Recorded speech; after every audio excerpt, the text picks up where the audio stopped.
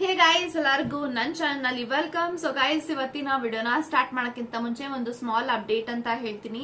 So ಯಾರೆಲ್ಲ personal reading ಗೋಸ್ಕರ contact ಮಾಡಬೇಕು ಅಂತ ಅನ್ಕೊಂಡಿದ್ದೀರಾ, ಜಸ್ಟ್ ಫಾರ್ 300 ರುಪೀಸ್ಗೆ ಪರ್ಸನಲ್ ರೀಡಿಂಗ್ ಕನ್ಸಲ್ಟೇಷನ್ ಚಾರ್ಜಸ್ ನ ಇಟ್ಟಿದೀವಿ. ನೀವು 300 ರುಪೀಸ್ ನ ಪೇ ಮಾಡಿದ್ರೆ ಎಷ್ಟು ಕ್ವಶನ್ಸ್ ಆದ್ರೂ ಕೇಳ್ಬೋದು, ಎಷ್ಟೊತ್ತಾದ್ರೂ ಮಾತಾಡಬಹುದು, ಎಷ್ಟೇ ಕ್ವಶನ್ಸ್ ಕೇಳಬೇಕು, ಎಷ್ಟೊತ್ತೇ ಮಾತಾಡಬೇಕು ಅಂತ ರೂಲ್ಸ್ ಅಂಡ್ ರೆಗ್ಯುಲೇಷನ್ಸ್ ಏನು ಇರೋದಿಲ್ಲ.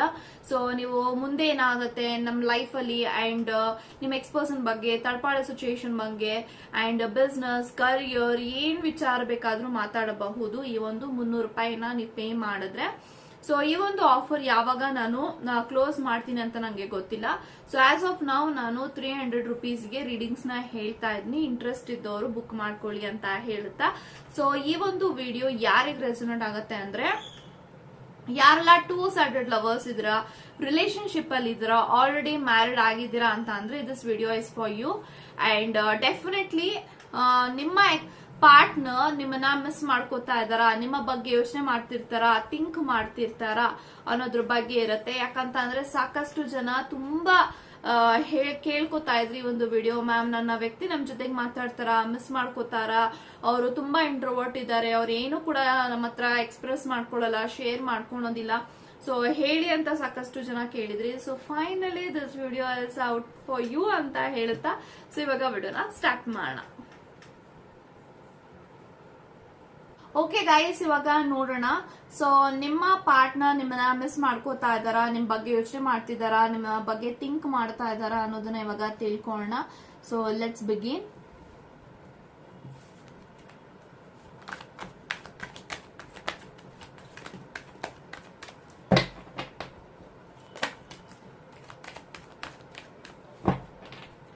So bottom of the card, oh my god, empress ಇದೆ.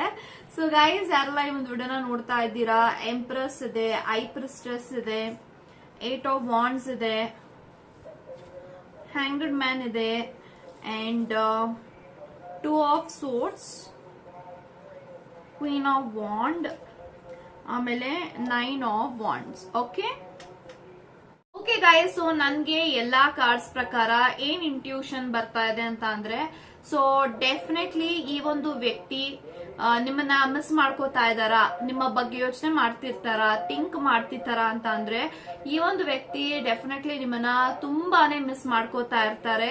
ಸೊ ಯಾವಾಗ್ಲೂ ಕೂಡ ಈ ಒಂದು ವ್ಯಕ್ತಿಗೆ ನಿಮ್ಮ ನೆನಪುಗಳಾಗಿರ್ಬೋದು, ನಿಮ್ಮ ಜೊತೆಗೆ ಮಾತಾಡ್ಬೇಕು ಅಂತ ಅನ್ಸೋದು, ನಿಮ್ಮನ್ನ ನೋಡ್ಬೇಕು ಅಂತ ಅನ್ಸೋದು, ಅಥವಾ ನಿಮ್ಮ ಹತ್ರ ಈ ಒಂದು ಕ್ಷಣದಲ್ಲಿ ಅವ್ರಿಗೇನ್ ಫೀಲ್ ಆಗ್ತಾ ಇದೆ ಅನ್ನೋದೆಲ್ಲಾನು ಕೂಡ ನಿಮ್ಮ ಹತ್ರ ಶೇರ್ ಮಾಡ್ಕೊಳ್ಳೋದಾಗಿರ್ಬೋದು, ಎಕ್ಸ್ಪ್ರೆಸ್ ಮಾಡ್ಕೋಬೇಕು ಅಂತ ಅನ್ಸೋದು, ಎಲ್ಲಾ ರೀತಿಯ ಒಂದು ಭಾವನೆಗಳು ಈ ಒಂದು ವ್ಯಕ್ತಿಗೆ ಮೂಡ್ತಾನೆ ಇರುತ್ತೆ ಎವ್ರಿ ಡೇ ನಿಮ್ಮ ವಿಚಾರವಾಗಿ.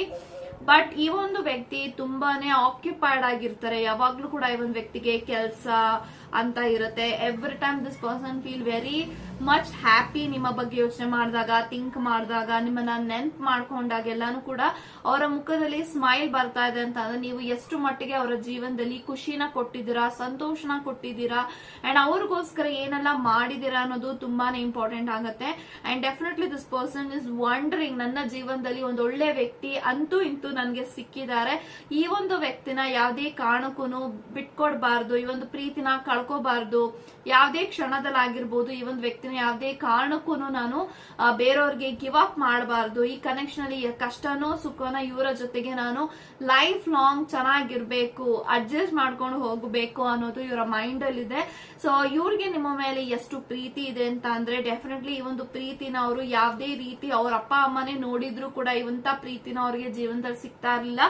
ಸೊ ಇದೆಲ್ಲಾನು ಯೋಚನೆ ಮಾಡ್ತಾರೆ ಈ ಒಂದು ವ್ಯಕ್ತಿ. ಡೆಫಿನೆಟ್ಲಿ ಅವ್ರು ಯಾವಾಗ್ಲೂ ಕೂಡ ಫ್ರೀ ಆಗಿದ್ದಾಗ ಅವರು ಆಕ್ಯುಪೈಡ್ ಆಗಿರ್ತಾರೆ ನಿಮ್ಮ ಯೋಚನೆಗಳಲ್ಲಿ. ಸೊ ನಿಮ್ಮ ಹತ್ರ ಮಾತಾಡ್ತಾ ಇಲ್ಲ, ನಿಮ್ಮನ್ನ ಮೆಸೇಜ್ ಮಾಡಿ ಅವರು ನೋಡ್ತಾ ಇಲ್ಲ ಅನ್ನೋ ಮಾತ್ರಕ್ಕೆ ಇವರು ನಿಮ್ಮನ್ನ ಮರ್ತು ಬಿಟ್ಟಿದ್ದಾರೆ ಅಥವಾ ಇವ್ರಿಗೆ ನೆನಪೇ ಆಗೋದಿಲ್ಲ ಅನ್ನೋದೆಲ್ಲ ಸುಳ್ಳಾಗುತ್ತೆ. ಸೊ ಡೆಫಿನೆಟ್ಲಿ ಇವ್ರಿಗೆ ನಿಮ್ಮ ನೆನಪುಗಳು ಕಾಡುತ್ತೆ, ನಿಮ್ ಬಗ್ಗೆ ಯೋಚನೆಗಳು ಕಾಡುತ್ತೆ, ನಿಮ್ಮ ಬಗ್ಗೆ ಮಾತಾಡ್ಬೇಕು ಅಂತ ಎಲ್ಲಾನು ಅನ್ಸುತ್ತೆ. ಅಂಡ್ ತುಂಬಾ ಜನರ ಜೊತೆಗೆ ಇವರ ಫ್ರೆಂಡ್ಸ್ ಹತ್ರನೂ ಕೂಡ ನಿಮ್ಮ ಬಗ್ಗೆ ಹೇಳ್ಕೊಂಡಿರ್ಬೋದು, ಈ ರೀತಿ ಒಬ್ಬ ವ್ಯಕ್ತಿ ನನ್ನ ಜೀವನದಲ್ಲಿ ಇದ್ದಾರೆ, ಆ ಒಂದು ವ್ಯಕ್ತಿ ನನ್ಗೋಸ್ಕರ ಏನ್ ಮಾಡಕ್ಕೂ ರೆಡಿ ಇದ್ದಾರೆ, ಇವ್ರಿಗೋಸ್ಕರ ನಾನು ಏನ್ ಮಾಡಕ್ಕೂ ರೆಡಿ ಇದೀನಿ, ಇವ್ರು ನನ್ಗೋಸ್ಕರ ತುಂಬಾ ಬದಲಾಗಿದ್ದಾರೆ, ಚೇಂಜ್ ಆಗಿದ್ದಾರೆ ಅಂತ ಇವರು ಕೂಡ ತುಂಬಾ ವಿಚಾರವಾಗಿ ಎಲ್ಲಾರ ಹತ್ರನು ಹೇಳ್ಕೊಂಡ್ರ ಇದಾರೆ. So this person feel very much happy.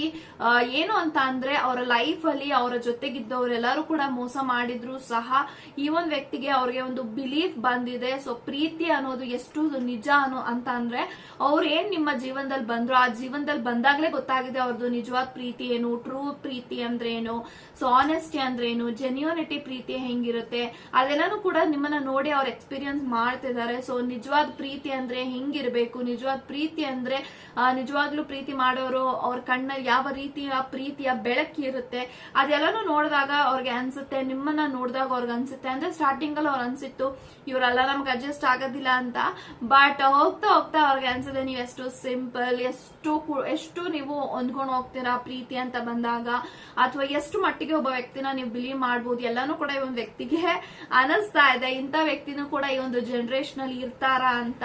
So this person feel very happy.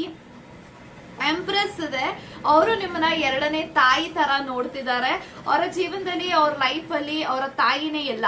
So may be this person is single parented ಇರಬಹುದು, ಅಂದ್ರೆ ಅವರ ತಾಯಿ ಮಾತ್ರ ಅವರ ಜೀವನದಲ್ಲಿ ಇದ್ದಾರೆ, ಅವರ ತಂದೆ ಇಲ್ಲದೆ ಇರಬಹುದು, ಅಥವಾ ತಂದೆ ಇದ್ರೂ ಕೂಡ ಅವರ ಜೀವನದಲ್ಲಿ ಏನೇ ಆಗ್ಬೇಕು ಅಂದ್ರೂ ಅವ್ರ ತಾಯಿ ಮೊದಲು ಬರ್ತಾರೆ.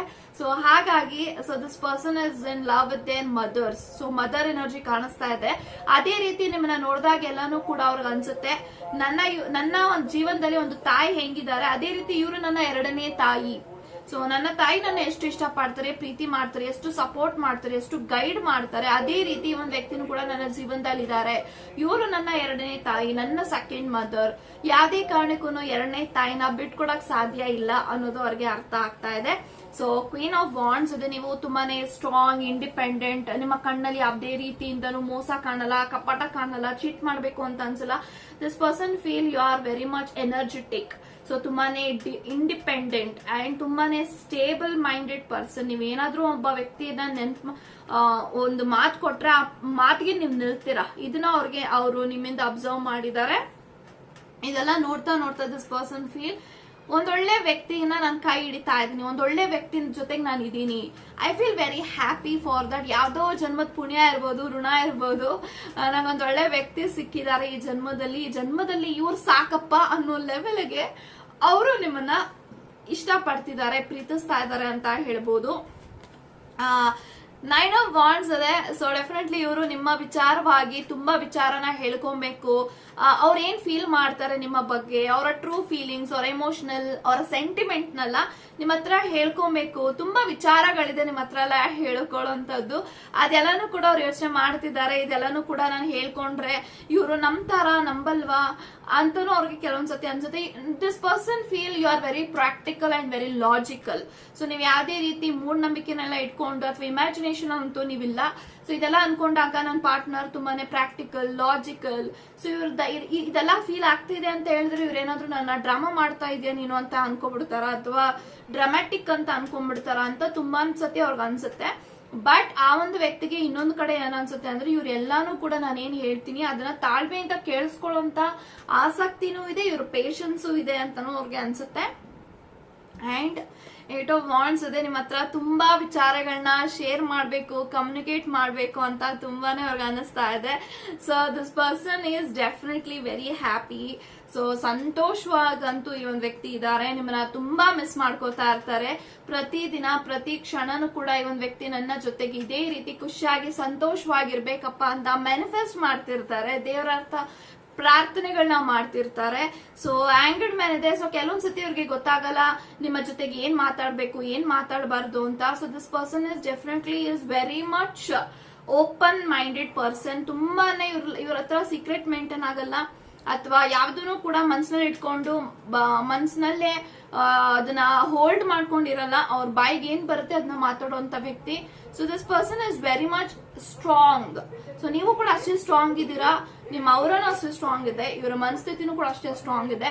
You are made for each other and this person feel very much connected to you emotionally, physically, mentally. You are already connected and involved ಅಂತ ಕಾಣಿಸ್ತಾ ಇದೆ.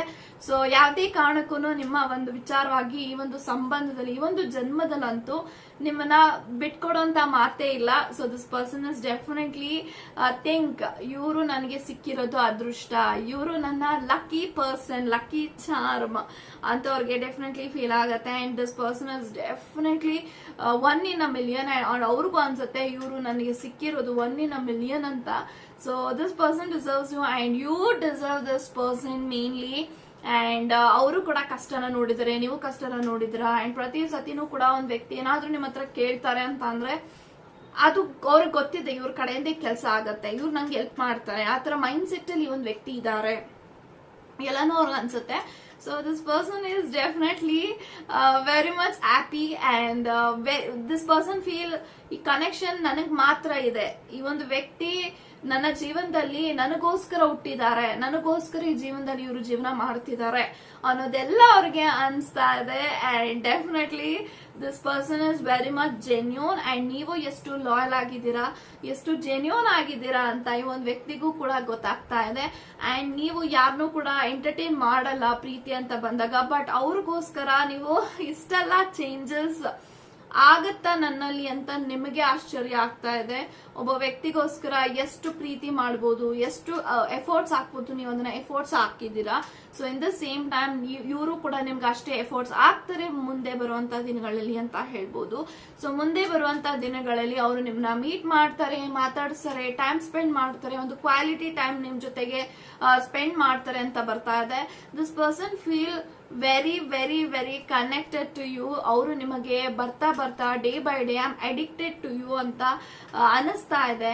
ಸೊ ಅಡಿಕ್ಷನ್ ಆಗ್ತಾ ಇದ್ದೀನಿ ಇವ್ರಿಗೆ, ಇವ್ರು ನೋಡಿಲ್ಲ ಅಂತ ಅಂದ್ರೆ, ಇವ್ರ ಜೊತೆಗೆ ಮಾತಾಡಿಲ್ಲ ಅಂತ ಅಂದ್ರೆ my life is nothing, zero ಅಂತ ಫೀಲ್ ಆಗ್ತಾ ಇದೆ ಅವ್ರಿಗೆ. ಅಷ್ಟು ಮಟ್ಟಿಗೆ ನಿಮ್ಮ ಪ್ರೀತಿ ಅವ್ರಿಗೆ ಹೊಟ್ಟೆ ತುಂಬ ಹೋಗ್ಬಿಟ್ಟಿದೆ.